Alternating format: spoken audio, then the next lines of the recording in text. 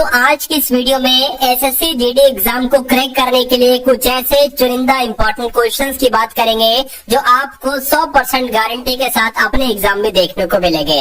तो मैं कहूंगा साथियों, इन सभी सवालों को आप तैयार कीजिएगा और अपने एग्जाम को बहुत आसानी से क्रैक कीजिएगा। मेरा मानना है कि अगर इस आप पूरी क्लास को देख लेते हैं तो आपका लेवल बहुत ऊपर हो जाएगा।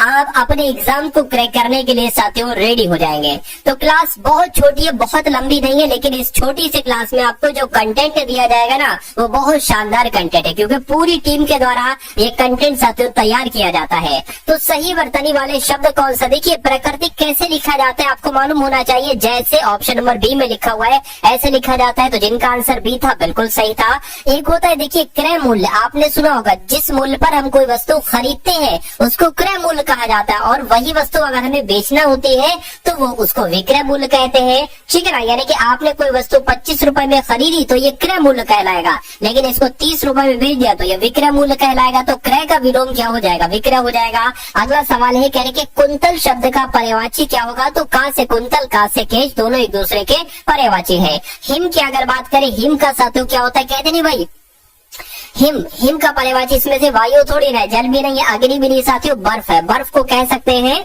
या आप लोग यहाँ पर ध्यान रखेंगे। अच्छा, यहाँ पर वायु लिखा हुआ है, वायु के पर्यायवाची देखिए, वायु को हवा भी कहा जाता है, वायु को समीर भी कहा जाता है। क्या हवा भी कहा जाता है? वायु को समीर भी कहा जाता है, वायु को पवन भी कहा जाता है। और जल की अगर बात करें तो जल को साथियों पानी भी कहा जाता है, जल को साथियों वारी भी कहा जाता है, और जल को नीर भी कहा जाता है। जब हम बात करते हैं अग्नि की, तो अग्नि को आग कहा जाता है, और अग्नि को अनल भी कहते हैं साथियों, और अग्नि को पावक भी कहते हैं। तो इतनी और चीजें आप लोग याद रखेंगे। नेक्स्ट नंबर का सवाल है, कह रहे सही वर्तनी वाले शब्द का चयन कीजिए। आकर्षक कैसे लिखा जाता है? मैं कहूंगा जैसे ऑप्शन नंबर ए में लिखा हुआ है, ठीक ठीक आकर्षक ऐसे ही लिखा जाता है। चलिए भाई, अब उसके बाद देखिए नेक्स्ट नंबर का सवाल है, कह रहे हैं कि बादल फटने से 150 व्यक्तियों की मृत्यु हो गई, तो रेखांकित खंड को प्रतिस्थापित करने के लिए उपयुक्त विकल्प का चयन कीजिए।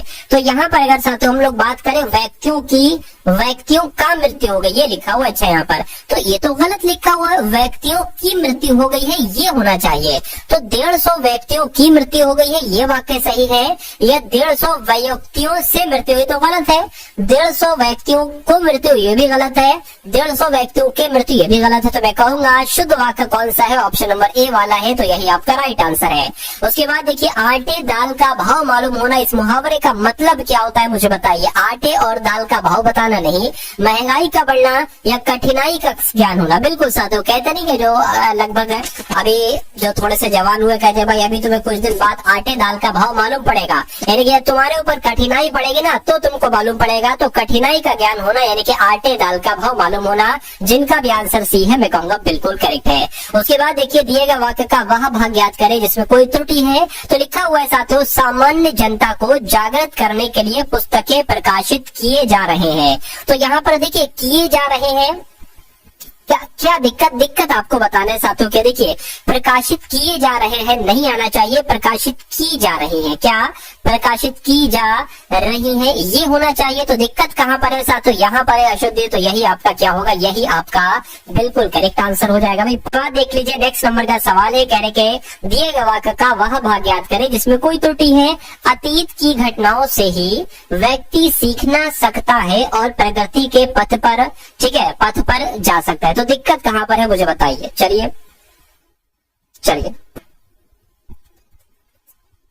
व्यक्ति, ठीक है, व्यक्ति सीख सकता है ये होना चाहिए, व्यक्ति सीखना सकता है ये थोड़ी ना होगा। तो दिक्कत कहाँ पर है? यहाँ पर है, ये मैंने आपको बता दिया। उसके बाद देखिए, हमें पेड़ पौधों की देखभाल करनी चाहिए। यहाँ में पेड़ पौधों की पिटाई, भाई पिटाई तो बिल्कुल नहीं, उपेक्षा भी नहीं, कटाई भी नहीं, मैं कहूंगा देखभाल यहाँ पर बिल्कुल सही तरीके से शब्द आ जाएगा। उसके बाद देख लीजिए अगला सवाल है, कह रहे कि ऋतु परिवर्तन के कारण मनाए जाने वाले त्योहार हमें प्रकृति से निकट ले आते हैं। ये बात तो बिल्कुल सही है साथियों, ठीक है। अब दिक्कत की अगर बात करें ना, तो प्रकृति से निकट ले आते, ये नहीं होना चाहिए, प्रकृति के निकट ले आते। तो ये देखिए, ये जो कॉन्सेप्ट यहाँ पर आ रहे हैं ना, ये आपको मजबूती देंगे। यानी कि अगर यही और यही कॉन्सेप्ट आएंगे, कोई ऊपर रॉकेट साइंस थोड़ी ना आएगी। जो आप यहाँ पर पढ़ रहे हो ना, यही सारे क्वेश्चन आएंगे। और मैं जो आपको पढ़ा रहा हूँ, मैं साथियों आपको जो बेस है ना, आपका बेस वो प्रीवियस ईयर का बेस है। यानी कि जो लेटेस्ट एसएससी जीडी के एग्जाम हुए हैं 2024 में ही हुए, फरवरी महीने में हुए थे, ठीक है। लगभग वहां पर मेरे हिसाब से शायद 40 शिफ्ट हुई थी। तो उन्हीं को 40-45 जितने भी शिफ्ट हुई थी, उन्हीं को बेस बनाकर साथियों मैं आपको क्वेश्चंस तैयार करवाता हूँ और उन्हीं का बेस बनाकर आपको पढ़ाता हूँ कि अगर वैसा ही, क्योंकि उसमें 2024 के फरवरी में जो पेपर हुआ था और 2025 के जनवरी में पेपर होगा, इसमें बहुत अधिक फर्क नहीं होगा, 19-20 का फर्क होगा। और ये फर्क भी साथियों मैंने रखता हूँ, मैं ध्यान से आपको सब कुछ करवा दूंगा, बस आपको बने रहना है। तो अगर आपने अभी तक इस वीडियो को लाइक नहीं किया तो वीडियो को लाइक कर दीजिए, और अगर चैनल पर साथियों नए हैं तो चैनल को जब सब्सक्राइब करेंगे तभी तो साथियों वीडियोस आपको मिल पाएंगे, क्लासेस आपको मिल पाएंगे। तो बहुत अच्छे तरीके से साथियों आपको इन सभी क्लासेस को देखना है। खैर, प्रकृति से निकट ले जाते नहीं होना चाहिए, प्रकृति के निकट ले जाते ये होना चाहिए। और ऐसा कहां पर लिखा हुआ है? ऐसा ऑप्शन नंबर ए में लिखा हुआ है। तो यही आपका राइट आंसर है। अगला सवाल है, कह रहे कि कम खाने वाले को क्या कहा जाता है, मुझे बताइए। देखिए, शाकाहारी जो सात्विक भोजन करता है ना, उसको साथियों शाकाहारी कहा जाता है। जो मांस वगैरह खाता है उसको मांसाहारी कहा जाता है, ठीक है। और सर्वाहारी की जब हम बात करते हैं तो सर्वाहारी क्या, ये शाकाहारी भी होते हैं। जो सर्वाहारी होते हैं ना, ये शाकाहारी भी होते हैं और ये मांसाहारी भी होते हैं। यानी कि एक ऐसा बंदा जो साग सब्जी भी खाता है, जो मांस भी खाता है, उसको सर्वाहारी कहा जाता है। अल्प का मतलब होता है साथियों कम, ठीक है। आहार यानी कि कम खाने वाले को अल्पाहारी कहा जाता है। इस प्रकार जिनका आंसर ऑप्शन नंबर सी में कहूंगा बिल्कुल करेक्ट आपका आंसर है। नेक्स्ट नंबर का सवाल है, कहा जा रहा है कि आग में घी डालना, इस मुहावरे का मतलब क्या होगा बताइए। आग जलाना नहीं, आग में घी डालकर हवन करना नहीं, क्रोध को और भड़काना। बिल्कुल सही साथ, गुस्से को और बढ़ाना ही कहलाया जाता है आग में घी डालना। भाई तुम तो आग में घी डालने का काम कर रहे हो, ठीक है। यानी कि तुम तो गुस्से को और बढ़ाने का काम कर रहे हो। मैं उसकी सुंदरता को देखकर मुग्ध हो गया, या उसकी बेबसी को, देखिए बेबसी को देखकर मुग्ध थोड़ी ना हुआ जाए, ना क्रोध को देखकर मुग्ध हुआ जाता है, ना विफलता को देखकर मुग्ध हुआ जाता है। मैं कहूंगा सुंदरता को देखकर मुग्ध हुआ जा सकता है। इसलिए जिनका आंसर ए है बिल्कुल करेक्ट है। अगला सवाल आपके स्क्रीन पर कह रहे, सेठ जी मंदिर में गए, उन्होंने यहाँ आकर गरीबों को कंबल बांटे। अब आपको दिक्कत यहाँ पर बताना है साथियों, दिक्कत कहाँ पर है? यहाँ आकर गरीबों, यहाँ पर साथियों दिक्कत है, मुझे बताइए। चलिए देखिए, सेठ जी मंदिर में गए, उन्होंने वहां जाकर, यहाँ आकर थोड़ी ना होगा, उन्होंने वहां जाकर गरीबों को कंबल बांटे, ये होना चाहिए। और ऐसा कहां पर लिखा हुआ है? ऑप्शन नंबर ए में लिखा हुआ है। उसके बाद देखिए अगला सवाल है, कह रहे कि गौरव सौरभ की उपेक्षा अधिक मोटा है, या अपेक्षा आएगा, मान्यता आएगा, या साथियों ज्यादा आएगा? क्या यहाँ पर आएगा मुझे बता दीजिए आप लोग। तो यहाँ पर अपेक्षा आएगा कि गौरव सौरभ की अपेक्षा अधिक मोटा है। आंसर आपका बी के साथ जाएगा। नेक्स्ट नंबर का सवाल है, कह रहे हैं साथियों मन की शक्ति वैसे तो प्रकृति की देन है, फिर भी इसकी आंशिक निर्माण माता पिता पर निर्भर करती है। दिए गए वाक्य का वो भाग बताइए जिसमें कोई त्रुटि है, मुझे बताइए। चलिए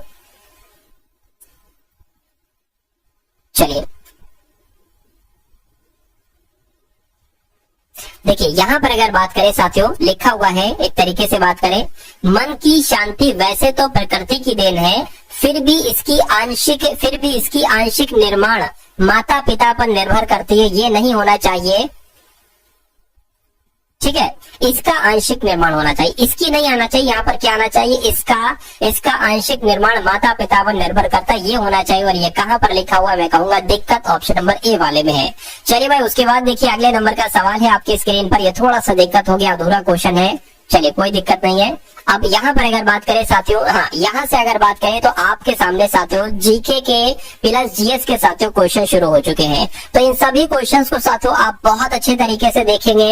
मैं कहूंगा यहाँ से आपके कई सारे क्वेश्चंस आपको देखने को मिलेंगे। कह रहे कि ड्यूस एक पद है, एक शब्द है जो किस खेल से संबंधित है। मैं कहूंगा एक शब्द है ड्यूस, इसका किस खेल में इस्तेमाल किया जाता है? लॉन टेनिस में इसका इस्तेमाल किया जाता है, आप लोग ध्यान रखेंगे। अच्छा, क्रिकेट के आपसे पूछे जाते हैं, कोई शब्द दे दिया जाता है, जैसे कि आपसे पूछा जाएगा कि बॉय शब्द का इस्तेमाल कहाँ किया जाता है? क्रिकेट के खेल में किया जाता है।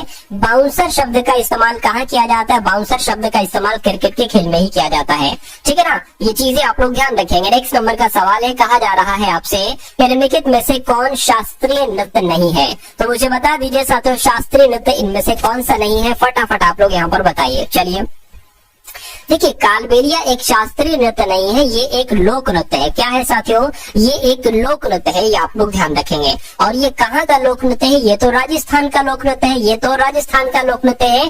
कथकली एक शास्त्रीय नृत्य है, ओडिसी ओडिशा का शास्त्रीय नृत्य है, और कथक की बात करें तो ये उत्तर प्रदेश का शास्त्रीय नृत्य है। ठीक है ना, लेकिन अगर बात करें कालबेलिया नहीं है तो नहीं है, तो यही आपका राइट आंसर ए के साथ जाएगा। चलिए भाई, उसके बाद देखिए अगला सवाल है आपके स्क्रीन पर, देखिए और बताइए राइट आंसर क्या होगा। कह रहे निम्नलिखित विकल्पों में से भारत में हिमालय का सबसे ऊंचा पर्वत शिखर कौन सा है? तो अगर भारत की बात करते हैं तो भारत में जो हिमालय का सबसे ऊंचा पर्वत शिखर है वो कंचनजंगा है। क्या है साथियों? कंचनजंगा है, ये आप सभी लोग याद रखेंगे। दुनिया के हिसाब से ये तीसरा सबसे ऊंचा पर्वत है। इसकी साथियों एक तरीके से 8586 मीटर इसकी ऊंचाई है, और भारत में हिमालय की सबसे ऊंची पर्वत चोटी है। ठीक है ना, चलिए खैर, आज दुनिया का सबसे ऊंचा पर्वत शिखर कौन सा है? तो माउंट एवरेस्ट है, ये भी आप लोग ध्यान रखेंगे। इसकी 8848 मीटर ऊंचाई है, ये भी आपको मालूम होना चाहिए। उसके बाद देखिए, भारत रत्न से सम्मानित एकमात्र पाकिस्तानी नागरिक कौन थे? तो ये बहुत इंपॉर्टेंट क्वेश्चन आपके एग्जाम में कई बार पूछा जा चुका है, आप लोग ध्यान रखेंगे। भारत रत्न से सम्मानित एकमात्र पाकिस्तानी नागरिक कौन थे? खान अब्दुल गफ्फार खान थे। अगला सवाल है आपके स्क्रीन पर, कह रही है ऊष्मा का सर्वोत्तम चालक कौन सा है? तो ऊष्मा का सर्वोत्तम चालक तो साथियों चांदी है, इसलिए सही जवाब आपका सी के साथ जाएगा। कौन सा एक व्यापार अवरोध नहीं है? अब व्यापार अवरोध देखिए, सब्सिडी भी कहीं ना कहीं है, घाटबंदी भी है, और प्रशुल्क बाधाएं मिले, लेकिन निर्यात सुरक्षा थोड़ी ना होगा। एक व्यापार में अवरोध का काम ये थोड़ी ना करेगा। चलिए अगला सवाल है, कहा जा रहा है कि प्रथम स्तनपायी क्लोन यानी कि भेड़ का नाम क्या है? तो साथियों डॉली इसका नाम था। अगर सवाल डायरेक्ट पूछा जाए तो डायरेक्ट आप आंसर बता देना। अगला सवाल देखिए, कह रहे कि युद्ध के दौरान वीरता के विशिष्ट कृत्यों को प्रदर्शित करने के लिए दिया जाने वाला सर्वोच्च शौर्य सैन्य अलंकार कौन सा है? मुझे बताइए। तो परमवीर चक्र दिया जाता है। कौन सा सम्मान दिया जाता है साथियों? युद्ध के दौरान वीरता के विशिष्ट कृत्यों को प्रदर्शित करने के लिए मैं कहूंगा परमवीर चक्र दिया जाता है। अगला देखिए, कह रहे कि मस्तिष्क तंत्र का एक भाग, यानी कि कौन से तंत्र का एक भाग है? तो मैं कहूंगा ये तो तंत्रिका तंत्र का एक भाग है। क्या? मस्तिष्क। तो इस प्रकार आपका राइट आंसर अगर है ऑप्शन नंबर डी के साथ तो बिल्कुल करेक्ट है। उसके बाद देखिए अगला सवाल है, कहा जा रहा है आपसे कि कोशिका का ऊर्जा ग्रह किसे कहा जाता है? तो मैं कहूंगा किसे कहा जाता है? माइटोकॉन्ड्रिया को ही कोशिका का ऊर्जा कहा जाता है। अगला कोशिका का ऊर्जा ग्रह कहा जाता है। उसके बाद देखिए, हरित क्रांति में शामिल नहीं थे। तो हरित क्रांति में सिंचाई की अच्छी तरह से विकसित प्रणाली का उपयोग करना ये शामिल था, बिल्कुल।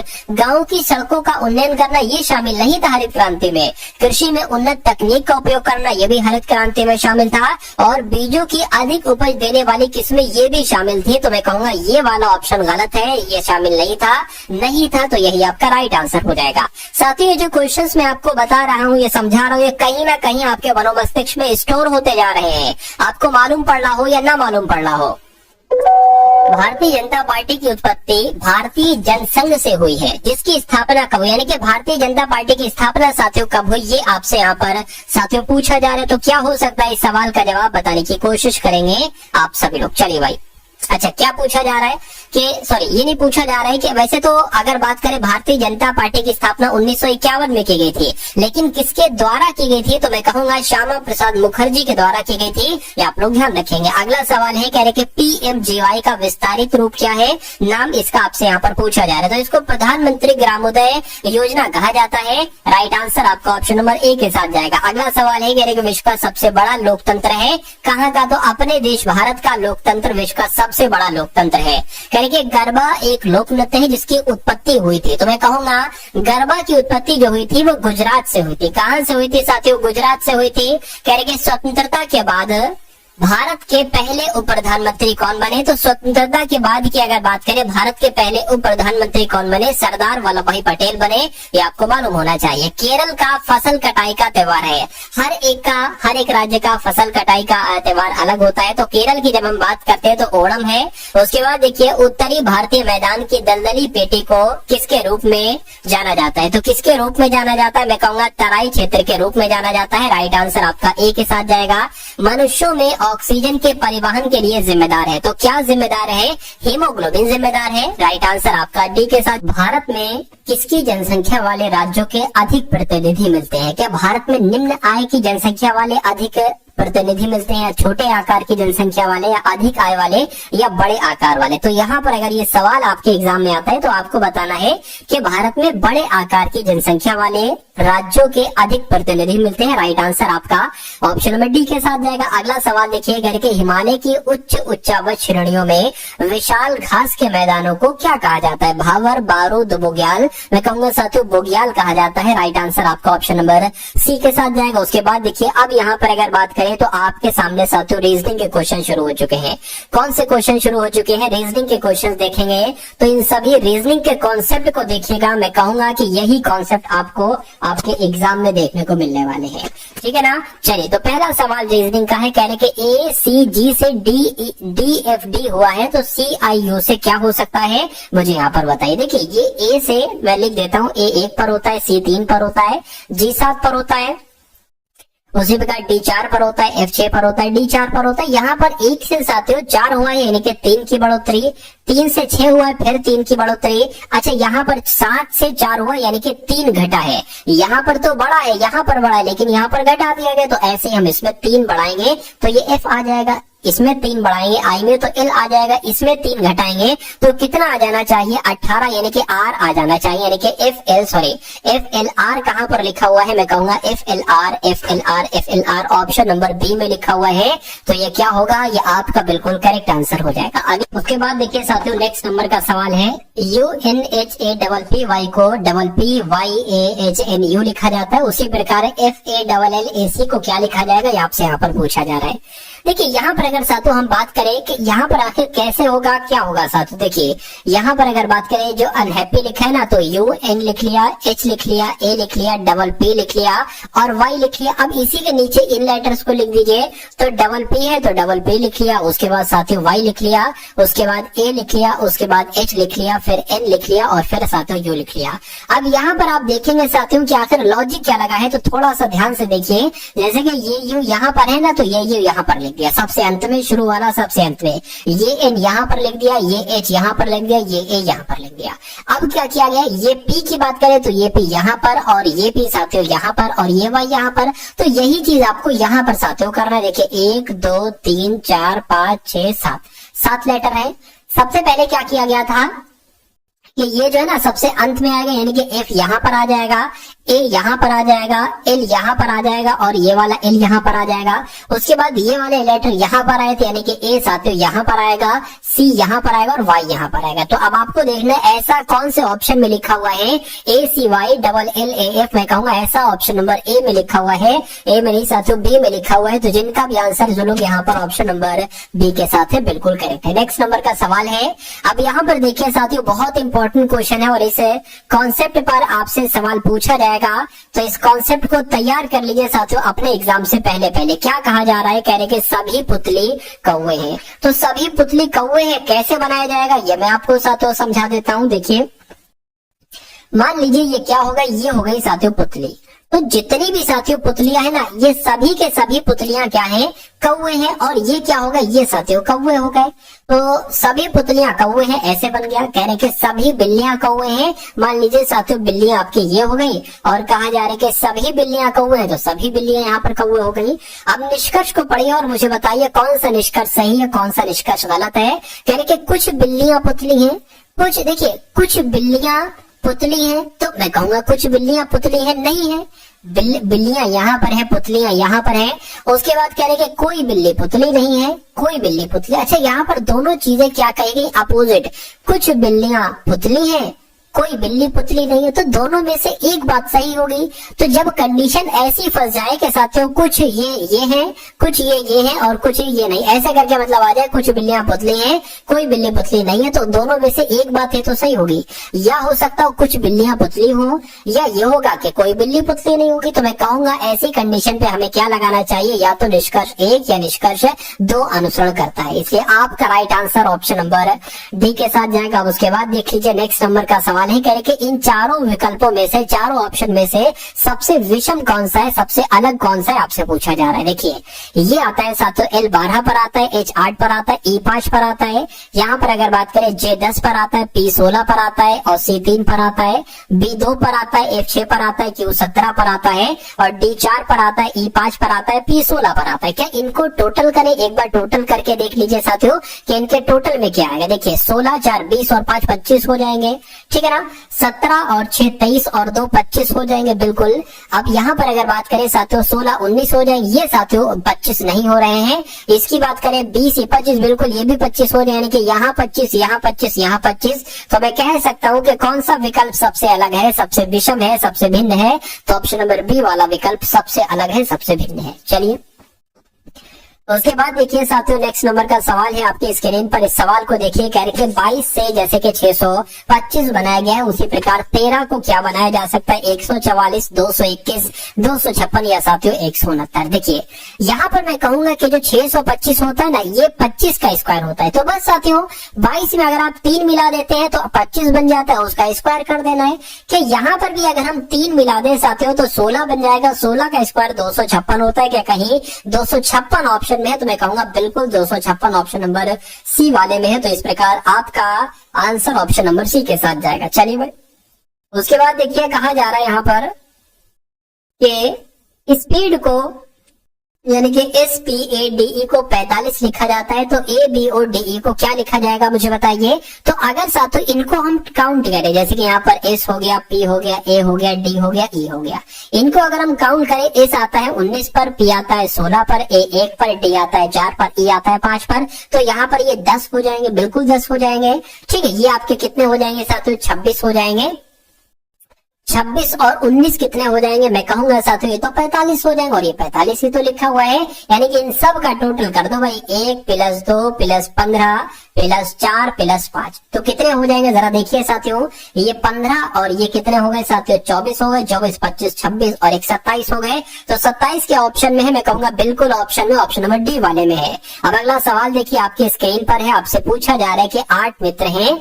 सबसे पहले कह रहे हैं कि 8 मित्र हैं, ABCDEFGH है, एक गोलाकार मेज के चारों ओर भोजन के दोपहर के भोजन के लिए एक दूसरे के सम्मुख बैठे हैं। तो साथियों हम बना लेते हैं एक गोला, 1 2 3 4, कितने लोग हैं, 6 लोग हैं। अच्छा 8 लोग हैं, तो एक इधर भी कर लो। ठीक है, ये आपके 8 लोग बैठ गए। अब क्या क्या कहा जा रहा है उसको आप फॉलो करते जाइएगा। कह रहे कि AF के व्यवसाय प्रतिमुख है। प्रतिमुख का मतलब एक तरीके से हो जाएगा, अगर साथियों हम A को यहाँ पर बैठा लें, ठीक है, A को यहाँ पर बैठा लें तो F को साथियों यहाँ पर बैठाना पड़ेगा, इसका मतलब ये होता है। कह रहे कि और B के दाएं तीसरे स्थान पर है, कौन, किसकी बात चल रही है साथियों, ए की बात चल रही है। यानी कि ए जो है ना ये एफ के तो प्रतिमुख है, और ए जो है ना बी के दाएं से तीसरे पर है। तो बी की अगर बात करें, बी की अगर बात करें, बी को हम यहीं पर बैठा लेंगे, तभी तो बी के दाएं तीसरे से ए हो पाएगा। 1 2 3 तीसरे पर आ गया। चलिए बस उसके बाद क्या कह रहे हैं, उसके बाद कह रहे हैं कि एफ और डी के बीच में जी है। तो एफ और डी, देखिए अगर हम डी यहाँ पर बनाएंगे तो यहाँ पर जी आना चाहिए, इसलिए हम साथियों डी यहाँ पर बनाएंगे, एफ और डी के बीच में जी है, यानी कि जी यहाँ पर आ जाएगा। उसके बाद कह रहे हैं कि डी के बाएं एच है, तो डी के बाएं कौन हो गया, एच हो गया। कह रहे हैं सी और ए के बीच में ई है, तो सी और ए के बीच में कौन हो जाएगा, ई हो जाएगा। यानी कि 8 लोग थे, 8 लोगों को मैंने बैठा दिया। कह रहे हैं सी के दाएं से तीसरे स्थान पर कौन है, तो सी किधर गया, सी के दाएं से तीसरे स्थान पर तो एच है। तो क्या एच आंसर होगा, मैं कहूंगा बिल्कुल साथियों एच आपका यहाँ पर बिल्कुल करेक्ट आंसर हो जाएगा। उसके बाद देखिए अगला सवाल है, कहा जा रहा है यहाँ पर कि म्यांमार का संबंध जैसे क्यात से है वैसे ही पाकिस्तान का संबंध क्या होगा। तो म्यांमार की मुद्रा है साथियों ये क्यात, यानी कि म्यांमार की मुद्रा क्यात है, तो उसी प्रकार पाकिस्तान की मुद्रा क्या है, मैं कहूंगा रुपया है। इसलिए राइट आंसर आपका ऑप्शन नंबर सी हो जाएगा। नेक्स्ट नंबर का सवाल देखिए, कह रहे कि 3 है, उसके बाद 16 है, उसके बाद 29 है, उसके बाद 42 है। तो आपको बताने कि उसके अगला नंबर कौन सा होना चाहिए, ठीक है ना। तो यहाँ पर साथियों कैसा क्या कॉन्सेप्ट लगा है साथियों, जरा देखकर मुझे बताइए। देखिए यहाँ पर अगर हम लोग बात करें ना, जैसे कि 3 से 16 हुआ है तो यहाँ पर तो साफ साफ 13 नजर आ रहा है। यहाँ पर 16 से 29 हुआ, यहाँ पर भी 13 बड़ा है। अच्छा यहाँ पर 29 से 42 हुआ है तो 12 1 13, यहाँ पर भी 13 बड़ा, तो जाहिर सी बात है यहाँ पर भी 13 बढ़ेगा। तो 42 13 कितना हो जाएगा, 2 3 5 आपका हो गया, ये 5 हो गया, यानी कि 55 हो गया। कहीं 55 ऑप्शन में बिल्कुल साथियों ऑप्शन नंबर बी वाले में यहाँ पर 55 है। नेक्स्ट नंबर का सवाल है, कहा जा रहा है कि कौन सबसे अलग है, कौन सबसे विषम है, उल्लू, कौवा, शुतुरमुर्ग या चील। देखिए उल्लू उड़ता है, कौवा उड़ता है, चील उड़ता है, लेकिन शुतुरमुर्ग इतना भारी होता है कि वो उड़ ही नहीं सकता। तो कुल मिला के सबसे अलग सबसे विषम कौन सा होगा, ऑप्शन नंबर सी वाला होगा। अगला सवाल है, कह रहे कि उस सही विकल्प का चयन करें जो रिक्त स्थान को भरेगा और श्रृंखला को पूरा करेगा। यानी कि सबसे पहले साथियों NIX है, उसके बाद LKV है, उसके बाद JMT है, उसके बाद HOR है। तो आपको बताने कि यहाँ पर कौन से 3 लेटर आ सकते हैं। देखिए ये N ये होता है साथियों, मैं यहाँ पर लिख ही देता हूँ। देखिए ये N 14 पर, ये I 9 पर, ये X हो गया आपका साथियों 24 पर, ठीक है। ये आपका 12 पर, ये 11 पर, ये 22 पर आ जाएगा। ये J 10 पर आता है, M 13 पर आता है, T 20 पर आता है।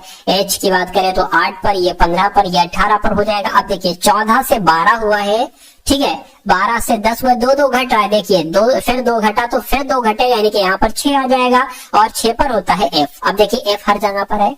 9 से हुआ 11, यानी कि 2 घटा। अच्छा यहाँ पर क्या 2 बढ़ा था, सॉरी 2 घटा था, 2 घटा। तो यहाँ पर देखते हैं 9 से 11 हुआ है, 2 बड़ा है, फिर 13 हुआ है, 2 बड़ा है, 2 बड़ा है, तो यहाँ पर 17 आ जाएगा। यानी कि 17 का मतलब है साथियों Q, यानी कि FQ।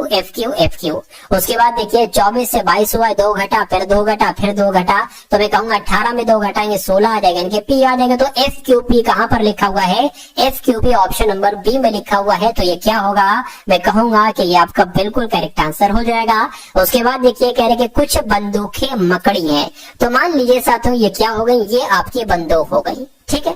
और इतनी बंदूकें क्या है, मान लेते हैं हम इतनी बंदूकें क्या हो गई, इतनी बंदूकें मकड़ी हो गई। उसके बाद कह रहे हैं कि कुछ मकड़ी किसान है। तो मान लीजिए इतनी मकड़ियां क्या हो गई, इतनी मकड़ियां साथियों किसान हो गई। चलिए इतनी मकड़ियां क्या हो गई, इतनी मकड़ियां साथियों किसान हो गई। अब मुझे जरा देखकर बताइए कि कौन सा सही है निष्कर्ष। कुछ बंदूकें किसान है, कुछ बंदूकें किसान है। भाई बंदूकें ये हैं, किसान ये है, तो कहाँ कुछ बंदूकें किसान है, तो ये गलत हो जाएगा।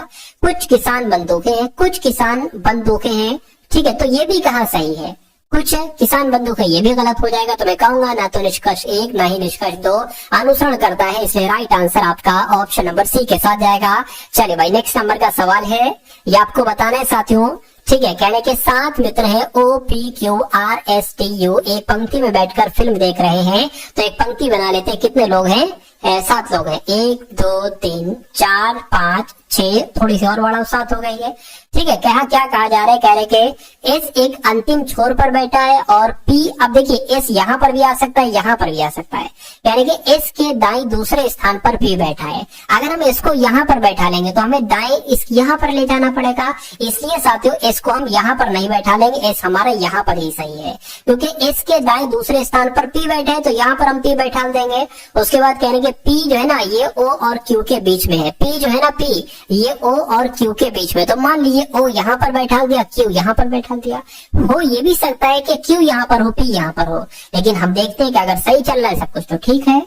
उसके बाद कह रहे कि यू किसी भी अंतिम छोर पर नहीं है, तो यू तो साथियों या तो यहाँ बैठेगा या यहाँ बैठेगा, यू यहाँ पर या यहाँ पर। कह रहे कि टी के निकटतम बाएं बैठा है आर, तो टी के निकटतम बाएं बैठा है आर। तो अगर देखिए टी के निकटतम बाएं बैठा है आर, तो अगर हम टी को यहाँ बैठा ले, मान लीजिए टी को यहाँ पर बैठा ले, तो आर को हमें यहाँ पर बैठाना पड़ेगा, लेकिन नहीं, इन दोनों में से किसी एक में यू आएगा। तो हम एक काम ये कर सकते हैं कि अगर हम टी हम यहाँ पर बैठा ले तो हम आर यहाँ पर बैठा लेंगे, तो एक अब यू के लिए खाली जगह बच गई, ये हो गई। तो मैं कहूंगा 7 लोग थे, 7 को मैंने बैठा दिया। कहने के अंतिम बाएं छोर पर कौन बैठा है, अंतिम बाएं छोर पर साथियों कौन बैठा है, आपके सामने है साथियों एस बैठा है, तो इसलिए क्या होगा, एस आपका बिल्कुल करेक्ट आंसर हो जाएगा, ठीक है ना।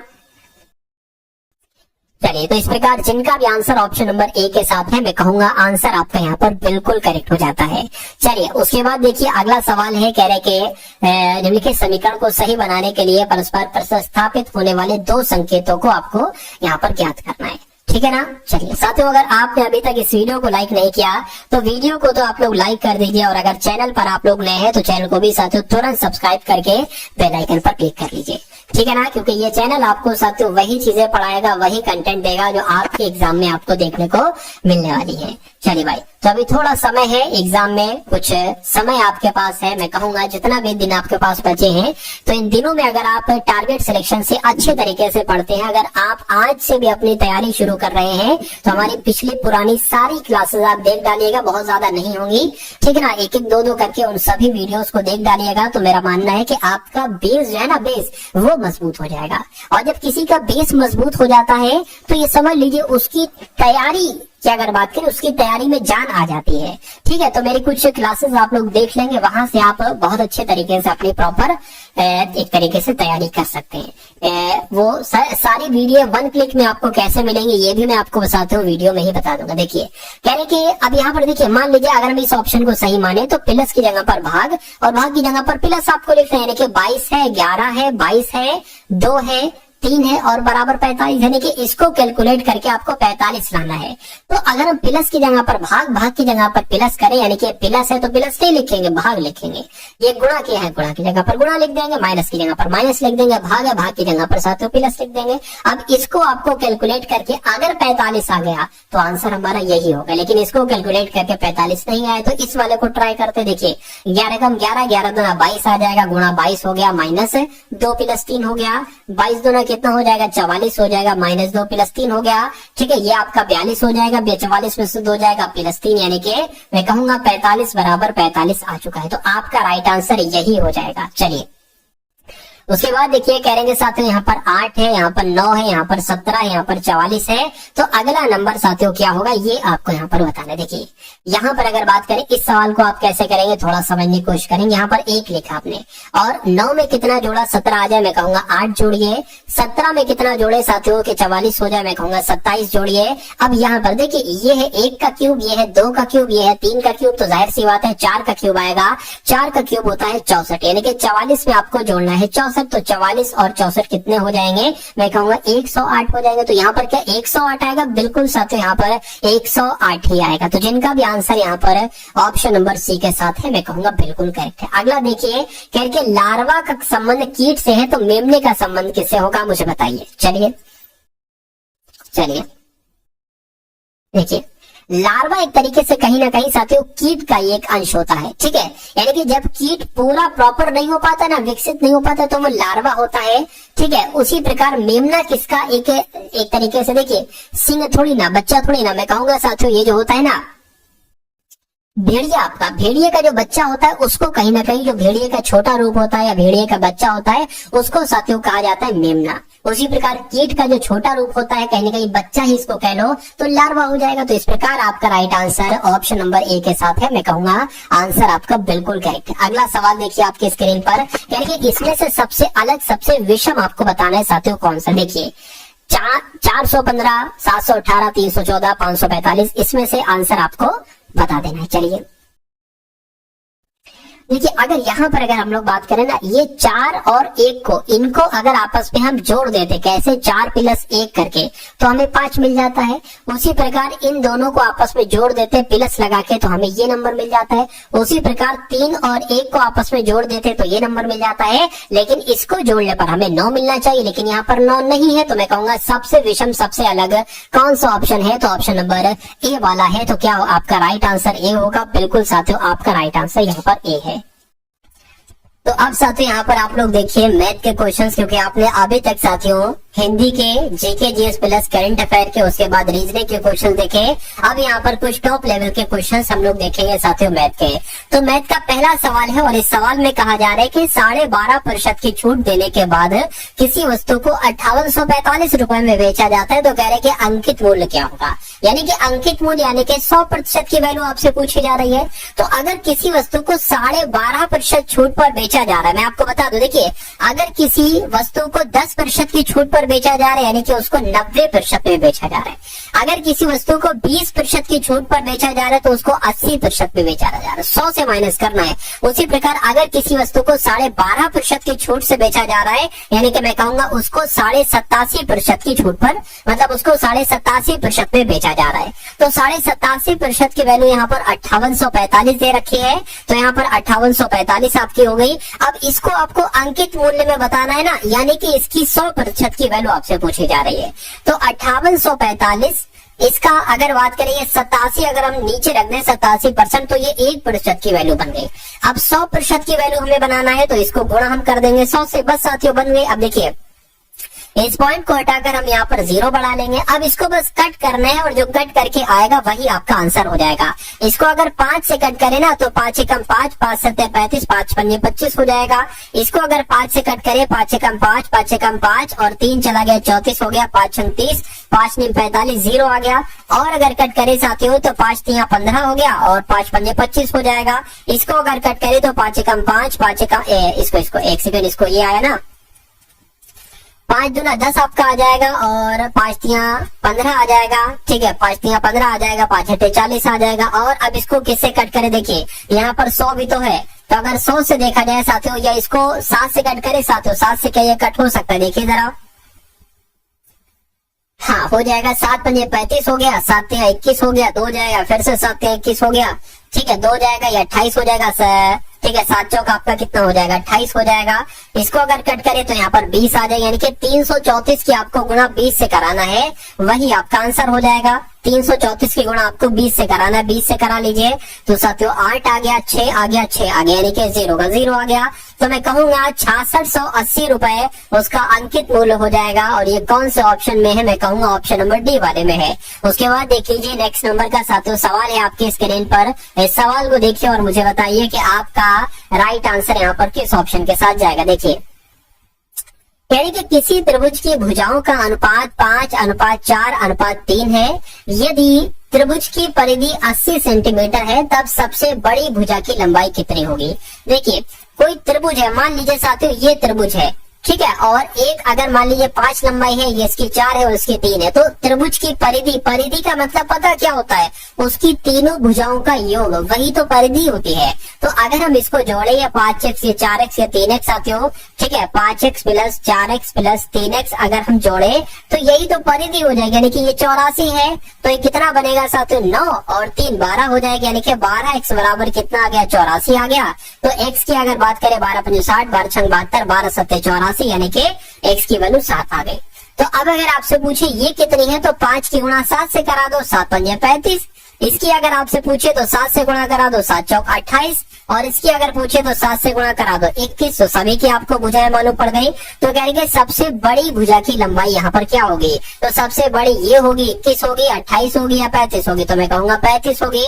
35 आपका बिल्कुल करेक्ट आंसर हो जाएगा भाई, बहुत बढ़िया, वेरी गुड क्लास। अगला सवाल देखिए, चक्रवृद्धि ब्याज की दर पर 7 वर्षों में कोई राशि स्वयं की 8 गुनी हो जाती है। ये क्वेश्चन की अगर बात करें ना तो किताबों में साथियों इसका बहुत लंबा चौड़ा अजीब गरीब सॉल्यूशन दे रखा है, लेकिन मैं आपको एक बहुत ट्रिक से समझाने वाला हूँ इस सवाल को, ठीक है। उसके बाद कह रहे कि कितने वर्षों में ये स्वयं की 4096 गुनी हो जाएगी। कभी भी आपको अगर ऐसा दे रखा हो कि चक्रवृद्धि ब्याज लिखा हो और कहा जाए चक्रवृद्धि ब्याज की दर पर इतने वर्षों में कोई राशि इतने गुना हो जाती है, तो कितने वर्षों में वो इतने स्वयं की इतने गुना हो जाएगी। मैं कहूंगा साथियों देखिए, अभी वो राशि मान लीजिए 1 है, ठीक है, और 7 वर्षों में वो राशि 7 वर्षों में वो राशि कितनी हो जाती है, अपने की 8 गुनी हो जाती है।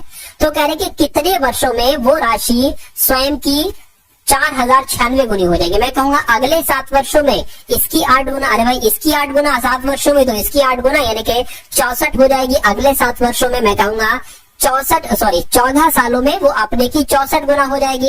अगर बात करें अगले 7 सालों में इसकी 8 गुना हो जाएगी, यानी कि 64 की 8 गुना हो जाएगी।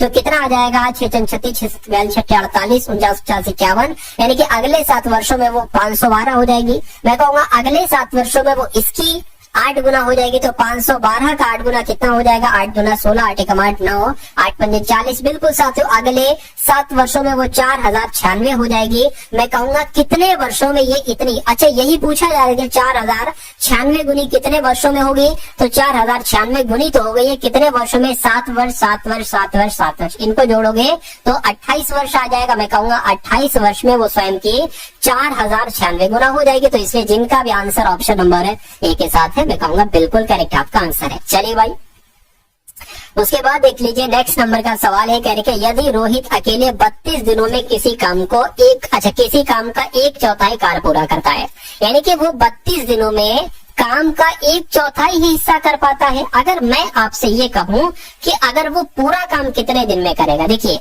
ये आधे का आधा काम है, तो अगर मैं कहूं साथियों आधे का आधा काम अगर 32 दिन में कर रहा है तो इसका डबल यानी कि 64 दिन में वो आधा काम कर लेगा, और बचा आधा काम वो 64 दिन और कर लेगा, यानी कि 64 128 हो जाएगा। मैं कहूंगा कि 128 दिन में वो पूरा काम कर लेगा। क्या वो पूरा काम कर लेगा? अच्छा पूछा क्या जा रहा है, देखिए जरा, तो रोहित अकेले पूरे कार्य को कितने दिनों में करेगा? मैं आपको बता चुका हूँ 128 दिनों में करेगा पूरे कार्य को, इसलिए राइट आंसर जिनका ऑप्शन नंबर बी है बिल्कुल करेक्ट है। अगला सवाल आपके स्क्रीन पर है, देखिए और मुझे बताइए कि आपका राइट आंसर यहाँ पर किस ऑप्शन के साथ जाएगा।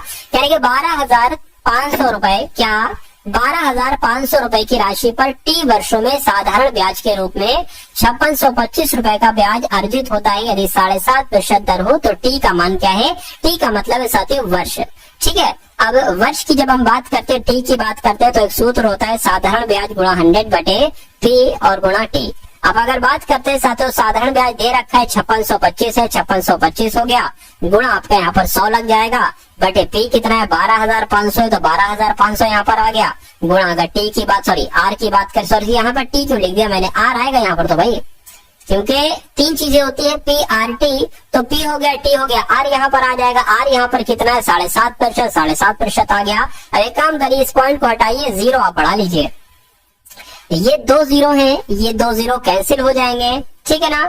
5 दूना 10 हो जाएगा, 5 एकम 5, 5 पंजे 25 हो जाएगा, बिल्कुल क्लियर है। अब क्या क्या आपके सामने है, 5625 है, गुणा 2 है, आपके सामने 15 है, गुणा 125 है। इसको अगर 5 से कट करें तो साथियों 5 दूना 10 हो जाएगा, 5 पंजे 25 हो जाएगा, 5 एकम 5, 5 एकम 5, 5 दूना 10, 5 पंजे 25 हो जाएगा। फिर से कट करें, 5 पंजे 25 हो गया, 5 दूना 10, 5 दूना 10, 5 पंजे 25 हो गया। इसको अगर कट करें साथियों कितना आ जाएगा, 5 चौक 20 आ जाएगा, 2 जाएगा, 5 पंजे 25 आ जाएगा, ठीक है ना। 15 एकम 15, 15 3 45, यानी कि 3 दूना 6 वर्ष आपका राइट आंसर हो जाएगा।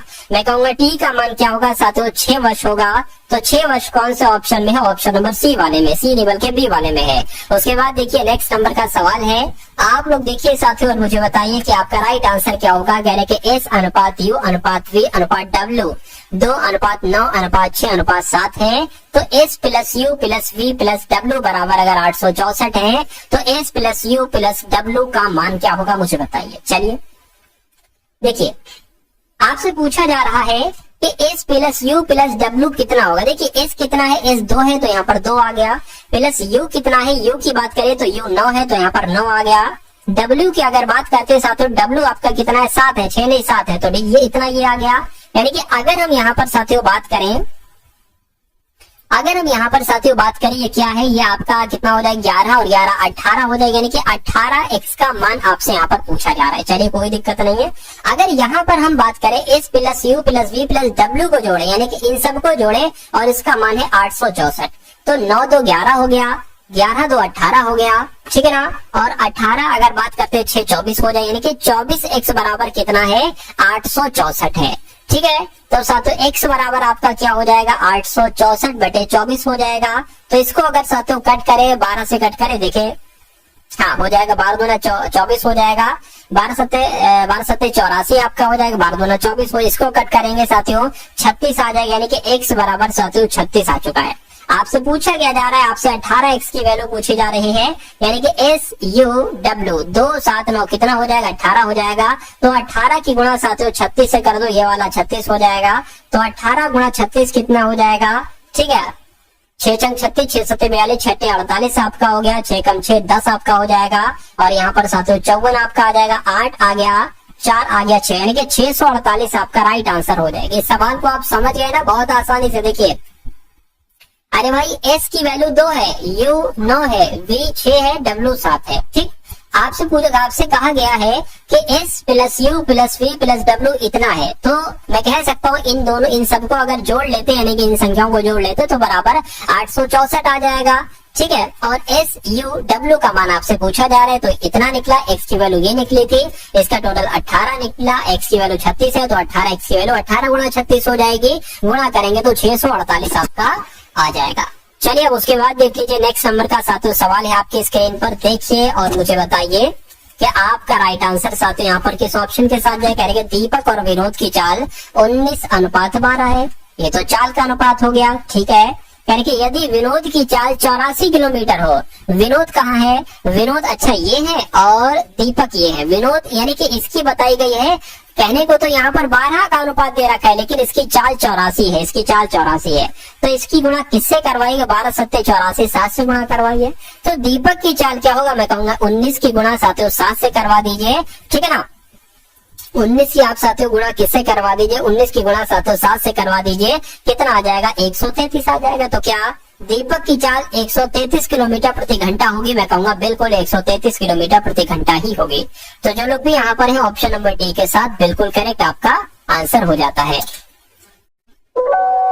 प्रतिदिन 8 घंटे कार्य करने वाले 16 श्रमिक 32 दिनों में एक इमारत को ध्वस्त कर सकते हैं। प्रतिदिन 12 घंटे कार्य करने वाले 24 श्रमिक कितने दिनों में इसी इमारत को ध्वस्त कर सकते हैं? देखिए, 8 घंटे कार्य करने वाले 16 श्रमिक 32 दिनों में, ठीक है ना, एक इमारत को ध्वस्त कर सकते हैं। प्रतिदिन 12 घंटे कार्य करने वाले 24 श्रमिक इसे कितने दिन में, मैं कहूंगा इतने दिन में इस इमारत को ध्वस्त कर सकते हैं। तो साथियों इसको आपको कैलकुलेट कराना, ये अगर बात करते हैं ना साथियों, ये आपका जो 8 गुणा 16 गुणा 32 है ना, इसके नीचे ये आ जाएगा 12 गुणा 24 आ जाएगा। इसको अगर कट करें 8 एकम 8, 8 3 24 हो जाएगा। ठीक है ना, और इसको अगर साथियों कट करें, किससे कट करें? एक काम करते हैं साथियों, 2 से कट करेंगे तो ये 6 हो जाएगा, ये साथियों 16 हो जाएगा। ठीक है, इससे अगर कट करते हैं तो ये 3 हो जाएगा और ये 8 हो जाएगा, यानी कि इधर आ गया 8 गुणा 16 और नीचे आ गया 3 गुणा 3। ठीक है, अब इसको साथियों अगर बात करते हैं ये कैसे बन जाएगा? देखिए, यहाँ पर अगर बात करते हैं 16 8 144 आपका हो जाएगा, 16 8 100 आपका 16 8 128 आपका हो जाएगा और 3 3 9 हो जाएगा। यानी कि डी बराबर कितने दिन निकलते हैं? 128 बटे 9 निकलते हैं। तो 128 बटे 9 कहाँ पर लिखा हुआ? ऑप्शन नंबर सी में लिखा हुआ। उसके बाद देखिए नेक्स्ट नंबर का सवाल है साथियों आपकी स्क्रीन पर, कहा जा रहा है आपसे, कह रहे कि यदि धीरज 25 सेकंड में 100 मीटर चौड़ी सड़क, यानी कि दूरी कितनी है? 100 मीटर चौड़ी सड़क है, 100 मीटर की दूरी है, तो धीरज की गति यानी कि चाल क्या होगा? चाल बराबर आपको बताए साथियों दूरी बटे समय होता है। तो दूरी बटे दूरी भी पता है, समय दूरी है साथियों 100 मीटर और समय है 25 सेकंड। ठीक है, और मीटर प्रति सेकंड है, मामला हिसाब किताब सही है। 25 से कम 25, 25 100, यानी कि मैं कहूंगा साथियों 4 मीटर प्रति सेकंड क्या होगा? ये आपकी चाल हो जाएगी और यही आपका बिल्कुल करेक्ट आंसर हो जाएगा। नेक्स्ट नंबर का सवाल है, देखिए इस सवाल को साथियों और मुझे बताइए राइट आंसर आपका यहाँ पर किस ऑप्शन के साथ जा सकता है। चलिए, कह रहे कि यदि 80 वस्तुओं का क्रय मूल्य 50 वस्तुओं के विक्रय मूल्य के समान हो तो लाभ बताइए प्रतिशत में। देखिए, 80 वस्तुओं का क्या है? क्रय मूल्य। क्रय मूल्य मतलब होता है साथियों, हम मान लीजिए क्रय मूल्य ऐसे शॉर्ट में लिख देते हैं, क्रय मूल्य 80 वस्तुओं का क्रय मूल्य बराबर 50 वस्तुओं के विक्रय मूल्य, यानी कि विक्रय मूल्य शॉर्ट में लिख दिया। तो मैं कह सकता हूँ क्रय मूल्य अगर हम ऐसे लिख ले और बटे ये विक्रय मूल्य इसके नीचे आ जाए, विक्रय मूल्य इसके, एक सेकेंड, विक्रय मूल्य की अगर बात करें, विक्रय मूल्य इसके नीचे आ जाए, बराबर ये 50 का 50 यहाँ रहेगा और ये 80 नीचे आ जाएगा। मैं कहूंगा 0 से 0 कैंसिल हो जाएगा, यानी कि अगर क्रय मूल्य यानी कि खरीदा है आपने 5 रुपए में और विक्रय मूल्य बेच दिया है 8 रुपए में, तो 3 रुपए का प्रॉफिट हुआ। इसको प्रतिशत में बदलने के लिए 100 से गुणा करेंगे और मैं कहूंगा नीचे हमेशा क्रय मूल्य आते हैं, इसलिए 5 आ जाएगा। 5 कम 5, 5 गुना 10 हो गया। ठीक है ना, ये क्या हो जाएगा? 60 आ जाएगा, यानी कि 60% आपका बिल्कुल करेक्ट आंसर हो जाएगा। तो 60% आपका बिल्कुल करेक्ट आंसर हो जाता है। तो क्लास आपको साथियों कैसी लगी एक बार कमेंट सेक्शन में आप लोग जरूर बताएंगे।